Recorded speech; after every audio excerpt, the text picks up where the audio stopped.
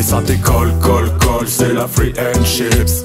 Colle, c'est la free and chips. Et ça fait move, c'est la free and chips.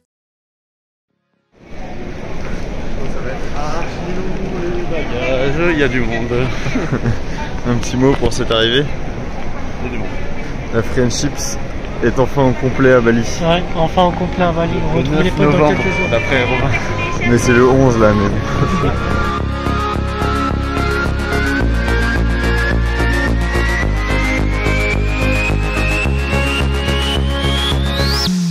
Et non, c'est loupé. On n'a pas réussi à se retrouver à Bali finalement. Parce que c'est un peu comme ça que fonctionne la free and chips. C'est toujours du freestyle. Donc des fois on prévoit des choses et au final ça se passe pas comme ça. Bienvenue dans cet épisode 2, donc vous nous verrez toujours pas encore ensemble, là c'est vraiment axé paysages et histoire de voyage. Vous retrouverez la free and chips à partir de l'épisode 3.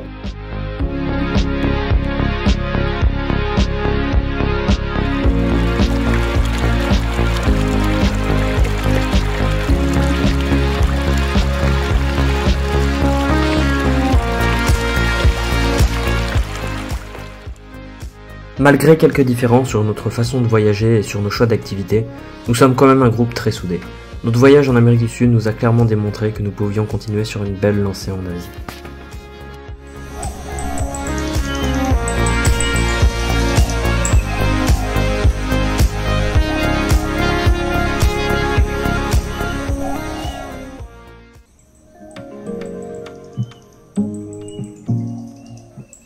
Ah, quel plaisir de découvrir les rizières verdoyantes de Bali, ses temples et sa magnifique culture hindouiste.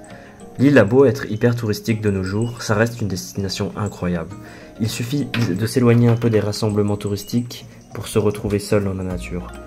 Ou bien partir en novembre par exemple lorsqu'il y a moins de touristes. Mais attention à éviter la saison des pluies qui commence fin novembre.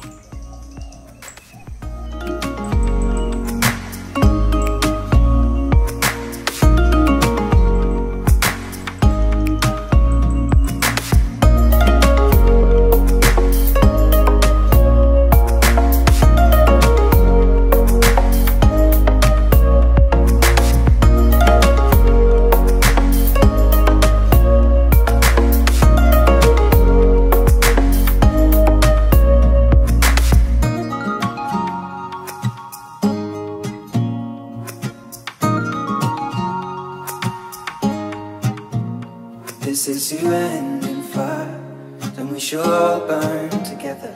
Watch the flames climb high into the night, calling out Father, oh, stand by and we will watch the flames burn all along the mountainside.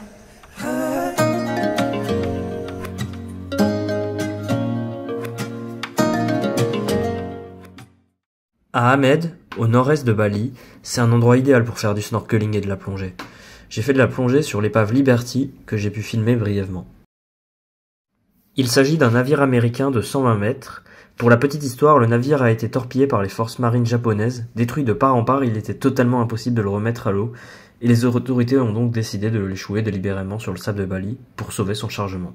C'est en 1963, durant l'éruption volcanique du mont Agung, que le bateau fut propulsé vers la mer où il se trouve encore aujourd'hui. Et l'histoire ne s'arrête pas là pour ce navire. Il faut savoir qu'il y a eu de nombreux séismes sur les îles voisines de Bali, au Gili, Lombok, mais qui ont été ressentis à Hamed. Et donc l'épave s'est fracturée en deux.